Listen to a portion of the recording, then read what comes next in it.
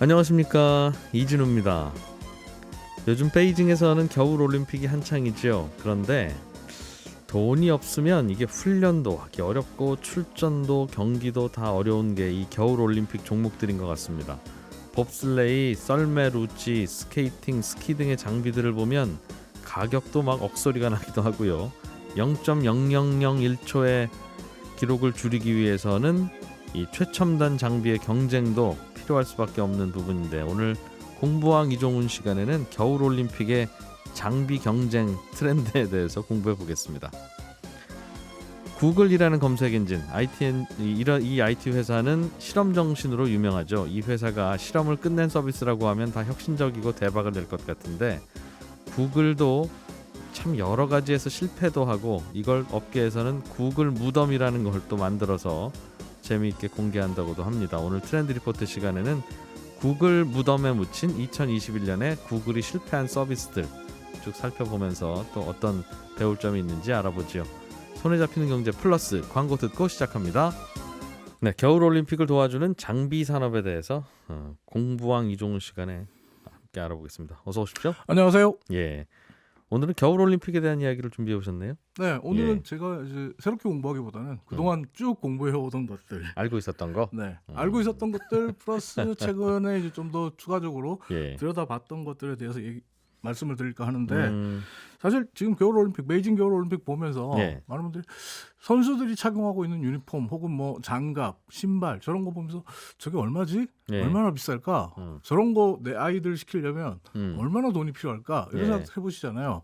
근데 그렇다고 해서 이걸 일일이 검색을 하거나 예. 찾아본다고 해서 자료가 잘 없습니다. 음. 뭐 주변에 물어볼 수도 없고요. 예. 그래서 그냥 내가 찾으려면 귀찮고 좀 힘든 일들, 그렇지만 알아두면 어디 가서 아는 척하기 좋은 예. 이야기들을 좀 말씀드릴까 합니다. 그렇군요. 뭐부터 볼까요? 뭐 제가 질문할게요. 네. 겨울올림픽 종목 중에 가장 돈이 많이 들어가는 종목 어떤 종목일 것 같으세요? 그 겨울올림픽 종목에는 이런저런 뭐 썰매도 타고 다니고 그러는데 그 썰매도 내가 빙상, 사야 되는 겁니까? 빙상 썰매요? 신발은 제가 사야 되는 것 같고. 네. 썰매도 사실은 이제 개인적으로 사라고 하죠. 사야 돼요? 근데 이제 선수가 직접 구매하기보다는 예. 각 연맹들이 대신 구매를 해주죠. 그래서 뭐가 비싼지는, 예를 들면 뭐 수영 같은 경우는 수영장을 내가 사야 되냐? 그건 그건 아니잖아요. 체조 선수는 철봉이 내 거냐면 그거 네. 아니니까. 근데 봅슬레이 같은 경우는 썰매가 내 건가 아니면 내 거 같기도 하고. 내 거라고 하긴 어렵고요. 네. 근데 이제 그 봅슬레이를 타는 선수들에게 예. 최적화시켜서 만듭니다. 그러니까 어떻게 보면 내 거 아닌 내 거죠. 그게 좀 비싸면 비싸지 않을까요? 네, 뉴스에 많이 보셨을 겁니다. 예. 봅슬레이 썰매가 이제 가장 비싸다라고 보시면 되는데, 음. 봅슬레이 썰매 가격이 또 천차만별이에요. 뭐 가장 비싼 거는 3억 원이 넘고, 와. 우리 돈으로 3억이 넘고. 그거 3억 할 거는 아닌데. 네? 그게 이제 대량 생산이 안 되다 보니까 비싼 거겠죠. 그렇죠. 일단 제가 어느 스포츠 용품점이나 백화점 예. 가서 저 봅슬레이 한번 해보려고요. 봅슬레이 썰매 하나 주세요. 이래서 할 수 있는 게 아니잖아요. 없죠. 일단 제조사가 소수입니다. 그리고 제조사가 소수인데 라트비아의 BTC 같은 중소업체를 제외하면 뭐 페라리, 맥라렌, BMW 뭐 이런 예. 회사들이거든요. 자동차 회사들이 만드네요. 네, 주로 자동차 회사들이 만들어요. 지난 평창 겨울올림픽 때도 예.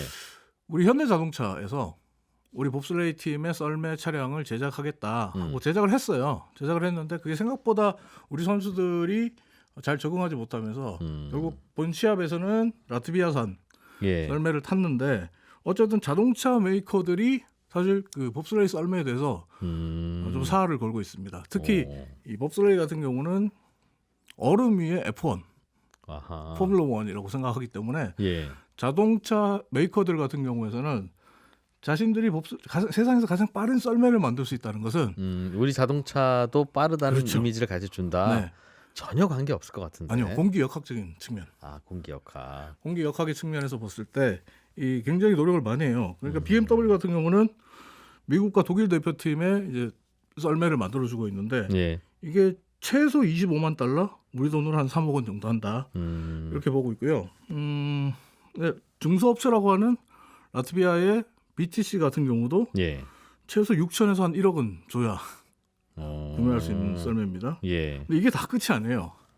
썰매라는 게 썰매 날이 있어야 되잖아요. 그렇죠. 썰매 날이 한 $6,000, 우리 돈으로 한 720만 원 정도 합니다. 예. 썰매는 차량은 몰라도 썰매 날은 일종의 소모품이 될 수도 있거든요. 예. 만만치 않은 돈이 든다고 볼 수 있고 선수가 입고 있는 유니폼 역시 공기 저항을 최소화하도록 뭐 제작을 하기 때문에 수백만 원대 맞춤인가 봐요. 맞춤이죠. 체형에 딱 맞춰야 되니까. 그리고 헬멧이 개당 우리 돈으로 한 80에서 100만 원. 그리고 봅슬레이 신발이 미화로 한 $400, 우리 돈으로 48만 원 정도 합니다. 그래서 겨울 스포츠 종목 중에 봅슬레이는 가장 럭셔리한 스포츠라는 평가를 받고 있습니다. 신발도 좀 뭐 특이하게 뭐 좀 박혀 있고 네. 헬멧도 공기 저항을 고려해서 또 특별하게 만들어야 그렇게 얘기하는데 되나요? 사실 헬멧의 공기 저항 부분은 그닥 크지 않다라는 얘기를 하는 사람도 있고요. 그럴 것 같아요. 정말 그게 모르겠습니다. 그러니까 특수하게 만들었다라고 하는 주장을 메이커들은 합니다. 근데 이제 문제는 이게 끝이 아니에요. 봅슬레이가 돈이 많이 들어가는 스포츠라는 게 이제부터가 시작입니다. 어떻게 보면. 이게 돈이 들어가는 데가 어떤 데가 있냐면 예. 훈련비. 봅슬레이 썰매를 준비하고 네. 뭐 유니폼, 신발 뭐 다 준비했어요. 훈련해야 되잖아요. 그 봅슬레이 경기장이 있어야 되겠군요. 그렇죠. 근데 문제는 전 세계적으로 봅슬레이 경기장이 미국, 캐나다, 스위스, 독일, 프랑스, 라트비아, 오스트리아, 일본 등 11개 나라에 18개밖에 없어요. 흔치는 않네요. 흔치 않아요. 때문에 유럽, 북미 등에서 훈련하고 전지훈련을 가야 되고 또 예. 거기서 시합을 해야 됩니다. 그리고 꼭 그 경기장을 써야 되는데 네. 돈 내고 써야 되겠죠, 당연히. 그 경기장을 쓰는 비용은 괜찮아요. 오히려. 거기서 이제 먹고 자고 비행기를 선수들이 타고 가는 항공료. 에이, 뭐 3억짜리 썰매도 사는데 비행기값 밥 먹는 값이 뭐 얼마나 근데 이게 많이 스태프들이 먹나요? 이동하면 10명씩 이동해야 되잖아요. 그렇게 생각하면 예, 이게 만만치 않고 게다가 예. 이게 지금 말씀하신 대로 저렴하게 가서 뭐 싼데 숙소 잡아서 쓰면 되지 이렇게 생각할 수 네. 있는데 봅슬레이 썰매 차량을 비행기로 옮겨가야 될 거 아니에요. 그렇죠. 내 거 갖고 가야 네. 되니까. 근데 이게 편도 $25,000, 왕복 $50,000, 우리 돈으로 5,592만 원 정도 합니다. 썰매를 네. 그냥 짐칸에 넣는 게 아닌가 보군요, 그냥. 3억짜리를 아무 짐칸에 같이 아니, 넣어. 뭐 3억 아니라 뭐라도 짐이면 짐칸이죠, 그거. 그러니까 이게 한번 전지훈련 가고 월드컵 같은 국제 대회 치르고 이러면 예. 1년에 이 비용만 수억 원이 훌쩍 뛰어넘어요. 이 봅슬레이 하는 분들 돈 많다고 소문나서 이게 항공회사가 좀 비싼 요금 매기는 것 같은데. 아니요, 그렇지는 않고요. 봅슬레이 썰매가 아주 큰가요? 봅슬레이 썰매가 작진 않죠. 4인승 같은 경우는. 그렇겠네. 차 한 대 네. 갖고 가는 격이니까. 그렇죠. 그 정도 들겠네요. 네. 예. 그리고 이제 이런 훈련 비용 같은 경우는 봅슬레이만 해당되는 게 아니라 같은 썰매 종목이라고 하는 루지 예. 스켈레톤 역시 같다고 보면 돼요. 루지 스켈레톤 역시 이제 경기장 숫자가 적기 때문에 결국 이 선수들도 전지훈련 비용, 경기 출전 비용, 예. 시합 출전 비용 이런 것들이 상당히 많이 부담스럽다라고 할 정도로 크고요. 참고로 루지 썰매 같은 경우는 예. 굉장히 쌉니다. 싸다고 하는데 다른 썰매 종목에 비해서 싸다고 하는데 네. 이것도 한 1,500에서 적게 줘도 한 1,200만 원 정도 줘야 됩니다. 봅슬레이 가격을 듣고 나니까 좀 저렴해요. 네, 그리고 썰매날, 저렴한 러너라고 건 하는 썰매날 아닌데. 같은 경우에 예. 한 쌍에 200만 원 정도 줘야 되고요. 그러니까 한 좋은 걸로 갖추면 2,400까지도 쓸 수 있다라고 예. 보시면 되고 스켈레톤 같은 경우는 우리 윤성민 선수가 타는 스켈레톤 썰매가 제가 듣기로 한 2,000만 원 좀 넘는다고 들었거든요. 오. 그게 이제 윤성민을 위해서 맞춤형 제작된 거예요. 예. 그 리처드 브롬이라고 영국인이 이 한때 대표팀 장비를 이제 전담했는데 예. 이 사람이 직접 맞춤 제작을 해와서 들고 온 거고 예. 스켈레톤 역시 썰매날이 200만 원 정도 들어가고요. 이런 거는 보통 선수들은 자기 장비를 사긴 사야 될 것 같은데 네. 농구 선수가 농구공 자기가 사야 되고 뭐 그럴 것 같긴 한데 이것도 결국 자기가 사면 정말 돈 많이 들겠는데요. 이거 썰매는 그래서 대부분 후원을 받죠. 그러니까 지금 겨울 그 올림픽 보시면 아시겠지만 예. 이 봅슬레이 같은 경우에는 이 차량 앞면에 BMW 로고가 굉장히 크게 박혀 있어요. 그런 식으로. 페라리 로고가 박혀 있어요. 또. 예. 그러니까 이들이 이제 어떻게 보면 자사의 홍보 효과를 노리고 이걸 후원을 해주죠. 예. 스폰을 해주니까 실력이 있는 팀들, 독일 네. 팀들 같은 경우에는 썰매를 그 거의 뭐 무상으로 제공받는다. 이렇게 보시면 되고 예. 독일팀 같은 경우는 오히려 예. 우승을 못하면 대회에 나서 우승 못하거나 올림픽에서 우승을 못하면 BMW가 비상에 걸려요. 왜요? BMW 차량을 탄 독일 팀이 우승을 못했다. 아, 그것 때문에. 네. 그래서 BMW의 공기 역학팀, 뭐 차량 디자인 팀들이 다 붙어서 예. 선수들 데려와서 아. 막 랩에서 막 같이 개발하고 그럽니다. 이것도 승마처럼 네. 승마는 말이 중요해, 사람이 중요해 그러면 말이 중요하다고 하더군요. 말이 비싸죠. 그 말이 비싼 이유가 승마 같은 경우에는 훈련비도 훈련비고 말을 그 마찬가지로 비행기로 이동하는 것도 비싼데 말 가격이 천차만별이거든요. 그럼에도 불구하고 비싼 말을 사는 이유는 네. 예를 들면 농구 선수는 농구 선수가 중요하냐, 농구화가 중요하냐 하면 농구 선수가 중요하죠. 마이클 네. 조단이 신던 신발을 제가 신었다고 제가 비슷하게 할 수 있는 게 아니지 않습니까? 네. 그런데 승마는 거의 말이 하는 거라고 위에 탄 사람보다는 말이 굉장히 중요하죠. 예. 그래서 이제 이것도 그런가 봅니다. 중동 쪽의 선수들 같은 경우는 주로 이제 아랍계 왕족들이 많이 하다 보니까 예. 뭐 경기에 쓰는 말을 한 30억 이상 잡고 시작하더라고요. 예. 그런데 이것도 장비가 중요하다. 장비 중요하죠. 장비 스켈레톤이든 중요한데 혹은. 이제 세계적인 팀들은 후원을 받지만 그렇지 못한 팀은 힘들다. 네. 그러니까 영화 쿨러링 보고 아 나도 봅슬레이 한번 해볼까 생각하시면 큰 오산이다 이렇게 말씀드릴 수 있죠. 만만치 않다. 네. 근데 비싸다. 김만감님이 질문 주셨네요. 국내 평창에 경기장 있는 거 아니에요? 있었죠. 뭐가요? 법슬레이? 봅슬레이 뭐 슬라이딩 센터 경기장 있었죠. 예. 근데 지금 해체했습니다. 그래서 우리 선수들도 해외 가서 훈련하고 해체했다는 건 그 경기장을 없앴다고요? 네, 예. 굳이 왜? 연습장만 놔두고 경기장 자체가 없어서 그래서 우리 선수들이 해외 가서 훈련했고 코로나19 때문에 해외에서 훈련을 못 하면서 그래요? 사실 스켈레톤, 루지, 봅슬레이 선수들이 고생을 많이 했죠. 그냥 지어놓은 경기장 두죠. 왜 다른 루지 용도로 보수 쓰려고? 비용이 만만치 않거든요. 아, 계속 거기서 경기를 해야 연습이라도 되고 하게 팀이 하려면 계속적으로 돌아가야 되는데 예. 아무래도 우리 같은 경우는 이 썰매 세 종목의 저변이 약하고 그리고 그렇다고 해서 국제대회를 계속적으로 개최할 수 있는 여건도 안 되고 예. 그런 것들이 이제 부담스러웠죠. 그렇군요. 알겠습니다. 컬링은 어떻습니까? 컬링도 돈 컬링은 많이 듭니까? 어제 한일전 보셨고 네. 어젯밤에 컬링도 결코 싸다고는 할 수 없어요. 그건 뭐 비쌀 거는 없는 것 같은데. 비싸고 돌, 스톤. 아, 그런 거는 하나 있어야죠. 뭐 그것도 없이 어떻게 뭐 스포츠를 합니까? 컬링 스톤이 이제 스코틀랜드 웨일즈에서 생산되는 하강암으로 예. 만들어지는데 주로 이제 스코틀랜드에서 나오는 하강암을 많이 써요. 예. 근데 이제 국제 대회나 이제 올림픽 세계 선수권 같은 대회에서는 블루온이라 그래서 예. 여기서 나오는 그 하강암 옅은 푸른빛 도는 예. 그 컬링 경기 보시면 약간 스톤이 푸른빛이 돌아요. 그래서 이제 이름을 블루온이라고 하는데 블루온 같은 경우에 스코틀랜드산 블루온 같은 경우는 예. 이 개당 한 125만 원 정도 들어갑니다. 근데 컬링 두 팀이 경기를 하려면 총 예. 16개의 스톤이 있어야 되거든요. 아, 그것도 만만치 않네요. 그러니까 한 팀에 필요한 컬링 스톤 8개 살려면 1,000만 원. 오. 기본적으로 1,000만 원 있어야 되고 예. 그리고 이제 지금 올림픽에서 치르는 스톤, 올림픽에서 쓰는 스톤은 예. 전자 센서가 있어요. 그러니까 투구할 때 손을 뗐는지 붙이고 있는지를 감지하는 전자 센서가 붙어 있어요. 예. 돌에. 예. 그래서 이 전자 센서가 붙어 있는 돌은 좀 더 비쌉니다. 한 25만 원에서 50만 원 정도 더 비싸요. 그래서 한 125에서 한 175만 원까지 볼 수 있는데 말씀하신 것처럼 일반인은 이거 다 못 사죠. 개인 장비로. 그럴 것 같아요. 그래서 예. 캐나다 같은 이제 컬링 저변이 넓은 국가, 컬링 강국들은 예. 일반 동호인들은 이 정도 비싼 거 안 사요. 그냥 한 개당 한 6, 7만 원 하는 돌이 있어요. 돌이. 네. 그거 사가지고 즐기시는 거죠. 그럼 뭐 그 정도면 뭐 하나쯤 살 수 있을 것 네. 같네요. 예. 그리고 컬링에서 이제 그 스킵이 영미 하면 이렇게 막 빗질하는 네, 빗자루. 예. 이제 스위핑한다고 그러는데 그거 이제 부름이라고 하거든요. 예. 정말 비죠 비.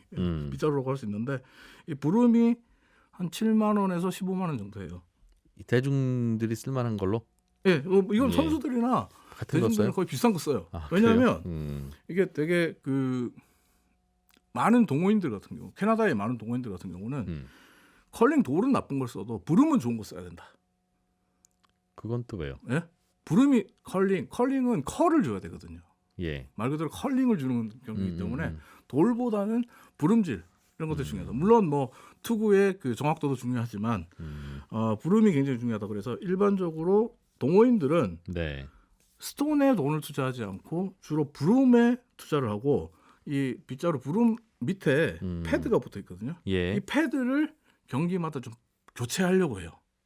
무슨 말이냐면 예. 이 패드가 개당 한 2만 원 정도 하거든요. 근데 패드가 새 걸로 계속 교체해주면 좋아요. 더 좋은 경기력을 가질 수 있다라고 생각해서 가격대가 조금 만만하면 일반인들도 좋은 거 쓰는군요. 네, 이런 것들을 하죠.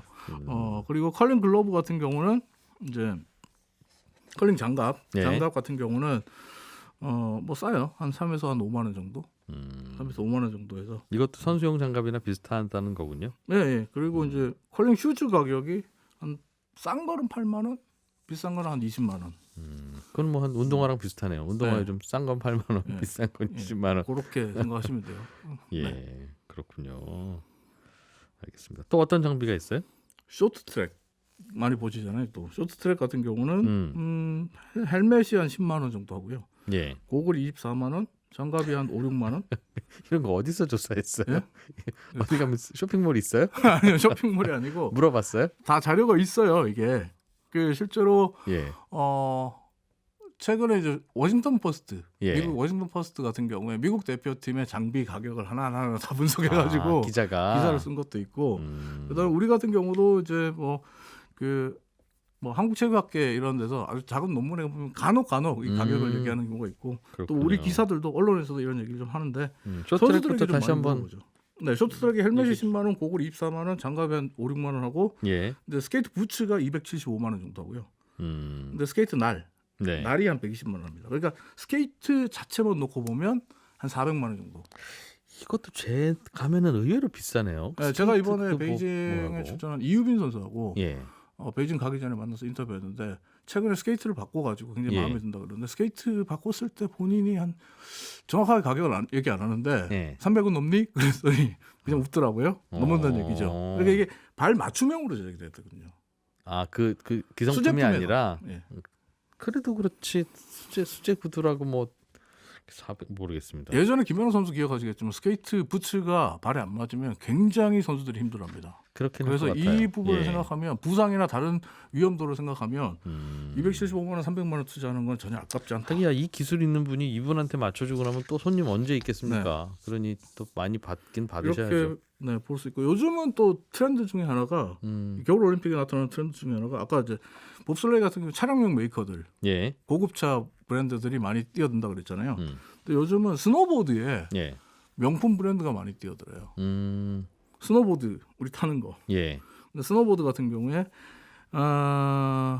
이번 베이징 올림픽 스노보드 여자 슬로프 스타일 은메달을 딴 미국의 이제 줄리아 마리노라는 선수가 있는데, 이 선수 보드가 이 프라다 패션 브랜드 프라다의 로고가 박혀 있는 네. 제품이고, 그리고 이 사실 마리노 선수를 프라다가 후원해요. 예. 후원하고 있고, 미국의 이제 쇼 나이트 전설이라고 부르는 쇼 나이트 같은 경우는 보드가 루이비통 보드예요. 예. 루이비통 브랜드가 박혀 있는데, 근데 이게 재밌는 게 뭐냐면 프라다와 루이비통이라는 그 이름이 로고가 박혀 있어서 그런지 다른 보드보다, 다른 선수들의 보드보다 한 200만 원에서 예. 300만 원 정도 더 비싸다 그래요. 음. 근데 지금 이제 겨울 올림픽 장비에 대한 얘기했잖아요. 예. 이 말씀 꼭 드리고 싶은데, 지금 겨울 올림픽이 계속 유지될 수 있느냐 하는 의구심들이 지금 전 세계 곳곳에서 나오고 있습니다. 그건 또 왜요?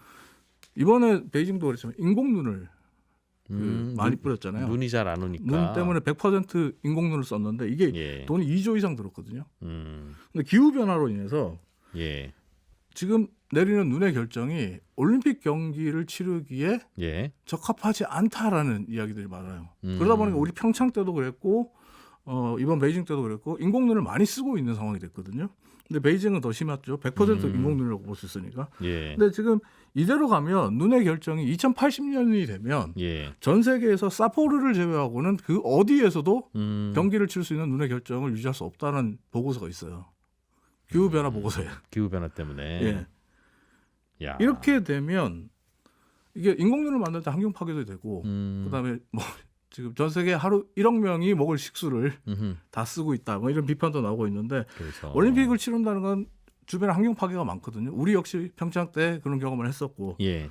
그러다 보니까 이 올림픽이라는 것이 겨울 올림픽이라는 것이 이후에도 계속 지속될 수 있는가 하는 근본적인 문제가 제기되고 있습니다. 그러니까 어마어마한 돈이 진짜 들어가는데 환경 파괴, 기후 변화를 촉발한다. 생각해보면 그러네요, 그죠? 네. 그냥 이미 있는 벌판, 이미 있는 강에서 수영하는 거야 뭐 네. 친환경이지만 이미 있는 강이 얼어서 거기서 스케이트 타는 건 그건 괜찮잖아요. 괜찮은데 예전에 겨울 올림픽은 그렇게 했거든요. 스케이트도 밖에서 탔거든요.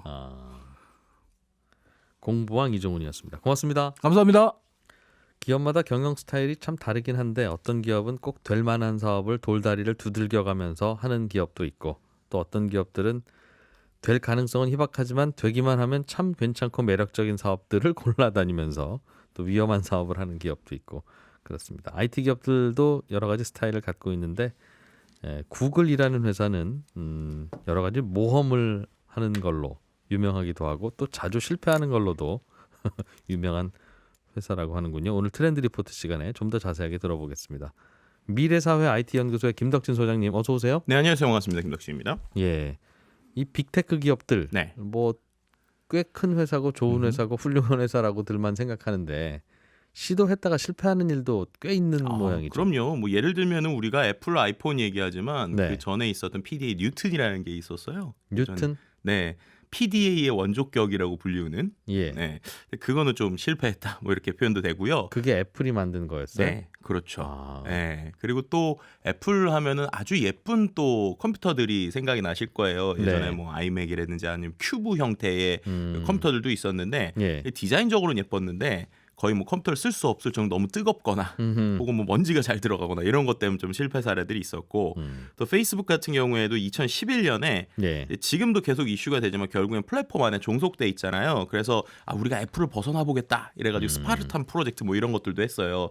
우리가 예전에 뭐 스파르타 이렇게 얘기하듯이 네. 네, 그건 뭐였어요? 뭐 네, 하자는 거였어요? 그게 뭐였냐면 별도의 앱이 아니라 이제 지금 그때 이제 애플 안에 있는 웹브라우저 사파리 안에서 이제 그 페이스북 앱을 그러니까 페이스북 서비스를 실행하게 만들겠다라는 프로젝트였어요. 예. 그러니까 그렇게 되고 그 안에다가 유료 결제를 넣어서 한마디로 앱스토어에서 수수료를 안 떼가고도 우리가 이제 데이터를 가져가거나 아니면 예. 거기에서 뭐 수수료 없이 결제를 하겠다 뭐 이런 거였는데 뭐 지금 우리가 거의 뭐 안 들어 못 듣고 있잖아요. 뭐 조용히 뭐 없어졌다. 뭐 또 구글 같은 경우에도 뭐 구글 글래스라고 해서 한때 그게 모든 걸 막 우리가 AI 시대가 다 올 것처럼 얘기했지만 뭐 지금은 예. 거의 보이지 않는 뭐 이런 좀 실패 사례들도 좀 재밌는 것들이 것들? 많이 있죠.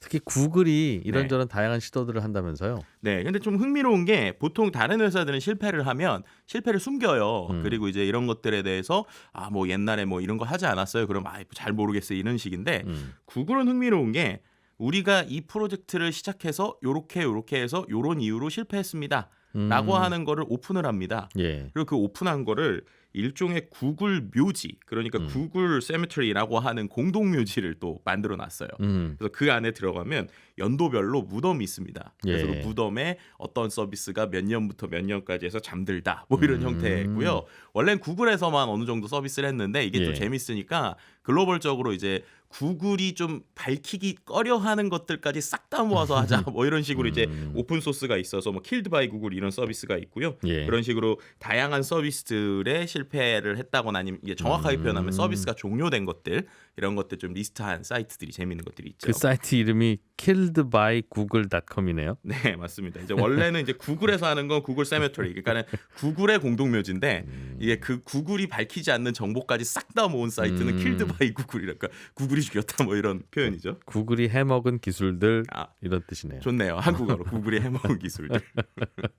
예. 거기 들여다보면 야 구글이 이런 거 하다 실패했구나 하는 것들이 많이 재밌는 게 나오겠네요. 네, 뭐 실제로 2006년에서 2021년까지 한 몇 개 정도 한마디로 해먹었을 것 같으세요? 모르겠습니다. 그래도 네. 일부 딴짓을 하긴 했어도 많지는 않을 것 같은데요. 약 258개 정도 된다고 합니다. 시도했다가 실패한 게. 그렇죠. 이제 거기 정확하게 말하면 무덤에 묻혀 있는 것들이 258개고요. 그다음에 또 흥미로운 거는요. 거기에 단두대가 있어요. 단두대. 이건 뭐냐면 지금은 아직 끝나진 않았는데 예. 처형을 앞두고 있는 곧 것들이죠. 거의 해먹은 거와 다름없는 네, 기술. 그러니까 서비스 종료가 예상되는 것들도 있습니다. 예. 그러니까 그게 또 지금 6개 있어요. 그러니까 이게 올해 안에 서비스 종료될 거다라고 얘기하는 것들인데 뭐 이렇게 표현하면 260개 정도 되는 것 같고요. 예. 옛날 것들을 좀 얘기를 몇 개를 드리면 한때 구글이 페이스북처럼 소셜 네트워킹 서비스를 만들겠다고 구글 플러스라는 게 있었어요. 그게 2018년도에 이때 호련히 사라졌습니다. 그리고 또 이제 그 URL 단축 서비스 9.go.gl이라는 서비스도 뭐 이제 타 서비스 개편 이후로 사망 선고가 됐고요.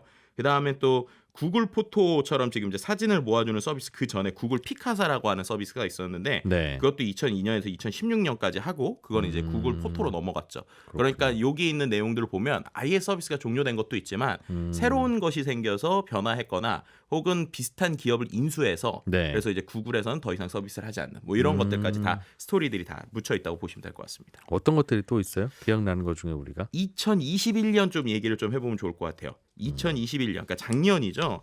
작년에 서비스 종료가요 생각보다 많이 됐더라고요. 31개가 됐어요. 근데 작년 잠깐 하는 게 아니라 한 10년 이상 한 서비스들이 좀 잠든 뭐 이런 것들도 있었습니다.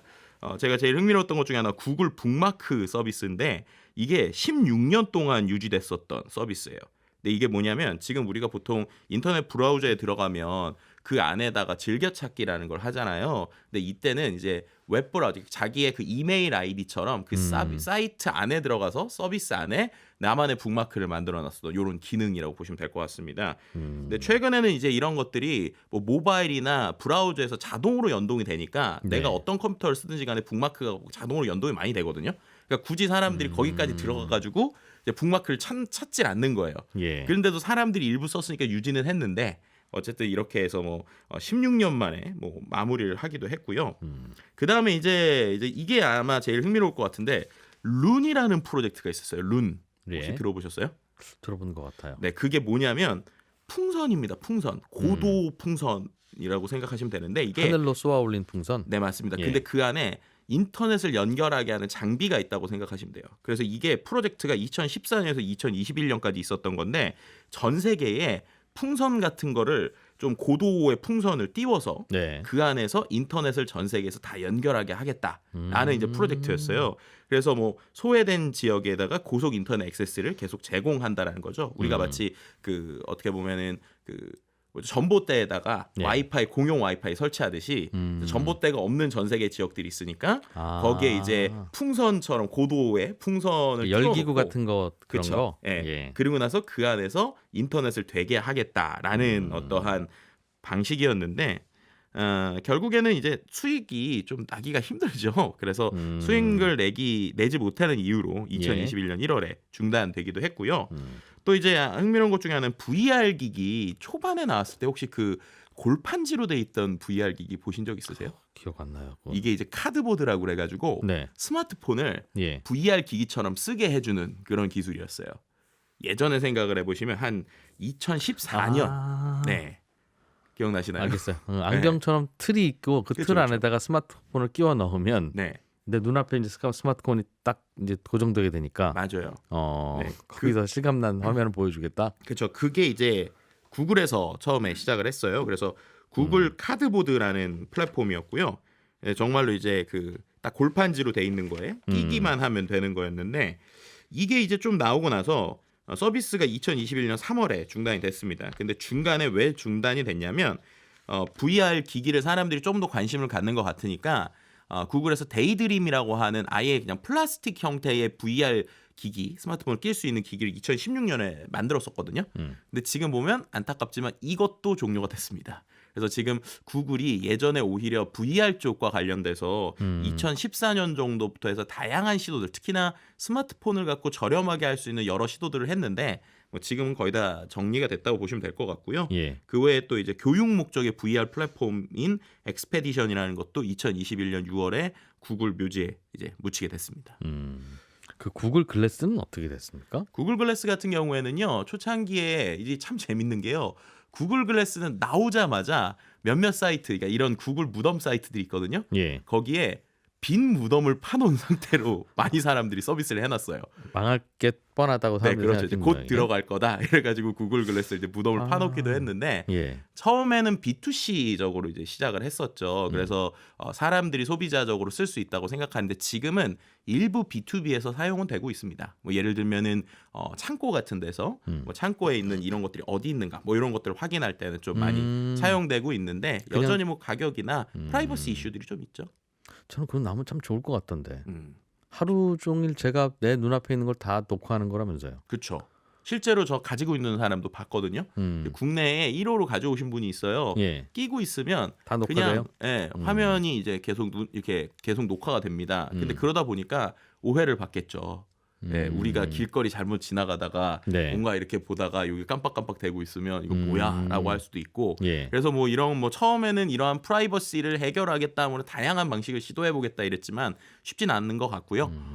그렇지만 약간 그 예전에 혹시 드래곤볼이라는 만화를 좋아하시는 분들이라면 아 여기 이거 끼고 나면은 이제 상대방의 전투력이 측정되지 않을까 뭐 이런 생각들도 좀 해보시지 않을까 싶기도 한데 어쨌든 지금은 그 바코드나 이런 것들을 네. 이제 창고에서 읽고 그다음 이 물건이 어떤 거다 어디 위치로 보내라 이런 것들을 좀 알려주는 이런 형태로 좀 많이 그래도 미국에서는 활용되고 있다 B2B로 이렇게 얘기 드릴 수 있을 것 같습니다. 그냥 저의 삶을 녹화만 해놓으면 그것도 저는 좋겠어요. 그 뭐 잠깐 휴대폰 어디다 놨지? 내가 네. 어디다 갖다 놨지? 잃어버리면 네. 내가 그동안 어떻게 왔었는지를 쭉 다시 한번 뒤틀어보면 아, 내 여기다 놓고 왔구나 하고 알 수 있잖아요. 근데 그 예. 휴대폰을 찾기 위해서 보는 영상 중에 예. 제가 볼 때는 휴대폰 말고 다른 거를 계속 보지 않을까 싶은 생각이 들기도 하는데요. 저기 뭐지? 저기 뭐지? 막 이런 식으로 한번 만들어 보시면 제가 볼 때 이진우 무덤이 생기지 않을까 뭐 이런 생각이 들기도 하네요. 예. 네. 그리고 또 최근에 또 흥미로운 것 중에 하나는 아까 이제 제가 그 얘기도 드렸잖아요. 단두 대회에 올라와 있는 서비스도 있다. 곧 망할 것 같은 서비스. 네, 그러니까 예. 이거는 정확하게 표현하면 구글에서 서비스 종료를 이미 선언했는데 아직은 서비스가 종료되지 않은 거라고 보시면 될 것 같습니다. 예. 근데 그 중에서 이거는 좀 하나 흥미로운 거 좀 주목해 볼 게 있어서 지금 단두대에 올라가 있는 서비스 6개거든요. 예. 그 중에서 하나 유튜브 오리지널 서비스가 종료될 예정이라는 얘기는 좀 드려야 될 것 같아요. 유튜브 오리지널이 뭡니까? 예전에 생각해 보시면 네. 지금 우리가 유튜브 유료로 쓸 때 유료로 쓰는 이유에 대해서 처음에 막 설명을 했었단 말이에요. 근데 그때 얘기했었던 건 광고가 없다. 그죠? 그리고 음악을 유튜브 뮤직을 잘 들을 수 있다. 그리고 한 가지가 오리지널 컨텐츠를 하겠다라는 거였어요. 그래서 일반 사용자들, 그러니까 유튜브에 일반적으로 가입한 사람은 못 보고 우리가 넷플릭스처럼 그 유료 사용을 하게 되면 오리지널 컨텐츠를 볼 수 있게 하겠다라는 것이었죠. 그래서 처음에 유튜브 레드라는 이름으로 이제 시작이 됐었습니다.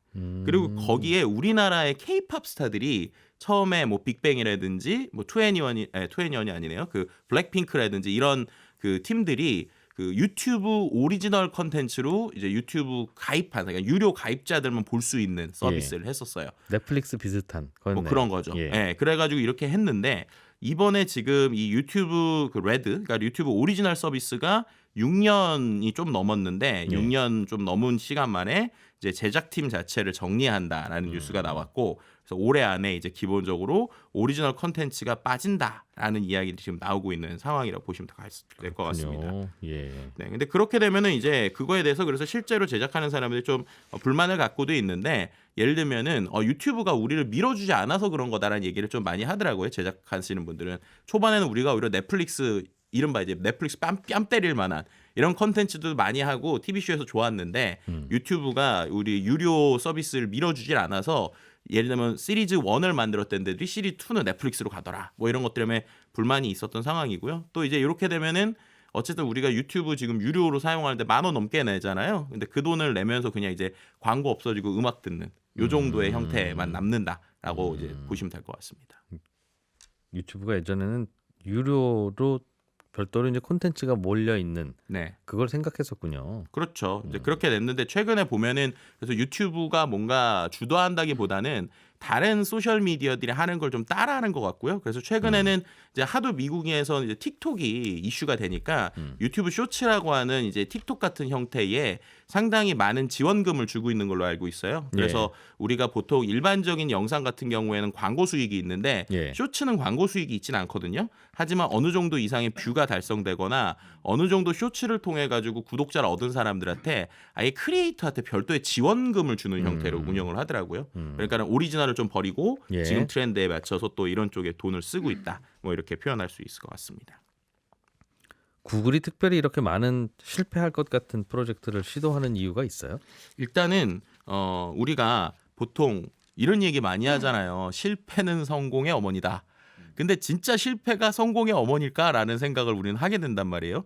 근데 이들은 좀 재밌는 게 남들의 실패가 우리의 성공의 어머니다. 약간 그런 개념인 것 같아요. 그러니까는 이들이 실패를 하더라도 실패 자체에 대해서 상당히 리뷰를 하거나 정리를 해서 기록을 하게 합니다. 그렇게 되면 결국 각 팀 내에 있는 누군가가 또 저지를 수 있는 실수를 이제 나는 저지르지 않게 할 수 있는 이러한 요소들로 하나를 볼 수 있을 것 같고요. 왜 실패했는지를 공유하자? 그렇죠. 그러니까 일종의 선순환 구조 같은 형태를 만드는 거죠. 그리고 이들은 이 실패를 실패라고 표현하지 않고요. 약간의 한 번의 시도, 연구 그런 것들이다라고 생각을 해요. 그래서 뭐 이런 것들을 내가 뭐 망쳤더라도 그거에 대해서 뭐 이제 처벌을 하거나 이렇다기보다는 오히려 축하하고 응원하는 문화. 그러니까 네 덕분에 내가 실패를 줄였어라고 하는 형태라고 보시면 될 것 같고요. 그 다음에 이제 궁극적으로 보면 구글이 가지고 있는 비즈니스 모델을 우리가 이야기를 안 할 수가 없을 것 같아요. 이제 이번에도 보면은 다른 뭐 이른바 빅테크 기업들의 주가가 떨어질 때 구글 혼자 올라가는 것들도 그 수많은 것들 중에 하나의 뭐 유튜브라든지 아니면 연결되어 있는 서비스들이 결국 돈을 벌어주니까 결국에는 다양한 형태의 서비스들을 하나의 플랫폼으로 묶었을 때 거기서 나오는 힘들을 활용하고 있다. 라고 이야기할 수 있을 것 같고요. 실제로 그래서인지 구글에서는 이런 사이드 프로젝트를 전체 프로젝트의 3분의 1 정도를 계속 시간을 쓰면서 할애하면서 시도해봐라. 뭐 이런 얘기들을 하고 있다고 합니다. 돈이 많으니까 꽤 여유가 있네요. 아 근데 돈 많으니까 이제 할 수 있는 일인데 뭐 고맙기도 하고 신기하기도 한 건 돈 많다고 다 이렇게 하지는 않으니까. 그렇죠. 구글이 하는 얘기가 우리가 돈 버는 이유가 이런 황당한 거 한번 해보고 싶어서 돈 버는 거다. 이거는 망할 수도 있고 그러는데 계속 이럴 수는 없으니까. 그렇죠. 그래서 사람마다 돈을 버는 목적이 다르긴 한데. 그러니까요. 그래서 이 회사의 좀 이제 레슨 런드라고 그래가지고 리뷰를 할 때 잘 된 일, 잘 안 된 일, 그 다음에 운이 좋았던 일, 요 세 가지를 구분하는 요런 프로젝트를 좀 시키더라고요. 그래서 그런 건 좀 하나 우리가 좀 배워볼 만하다, 흥미로운 부분이다 이런 생각이 좀 될 수 있을 것 같고요. 그래서 9개의 아젠다로 문제를 분석하는 방식이 있는데 그 중에서 이런 레슨 런드 과정이 이렇게 좀 나눠지다 보니까 결국에는 반복되는 실수가 아니라 나를 통해서 너는 성공해줘. 라고 하는 이런 그림을 좀 그리고 있다. 그걸 좀 문제 한번 봤으면 좋겠네요. 어떤 서비스가 실패했다면 어떤 이유로 실패했다고 그들은 스스로 분석하거나 그러는지. 뭐 일부긴 하지만 아까 말씀드렸던 킬드 바이 구글에 들어가면 이 서비스가 몇 년에 시작을 했는데 어떤 이유로 실패를 했다 혹은 어떤 이유로 인수가 돼서 다른 회사가 인수돼서 서비스명이 변했다 이런 것들이 좀 적혀 있거든요. 히스토리가. 그래서 그거를 좀 들어가셔서 무덤을 하나씩 보시다 보면 전세적인 글로벌 IT 트렌드들도 좀 볼 수 있다. 뭐 이렇게 설명드릴 수 있을 것 같습니다. 미래사회 IT연구소의 김덕진 소장이었습니다. 고맙습니다. 네, 감사합니다. 네, 손에 잡히는 경제 플러스도 여기서 마무리하고 점심 맛있게 드신 후에 저는 내일 아침 8시 30분에 또 인사드리러 오겠습니다. 지금까지 이진우였습니다. 고맙습니다.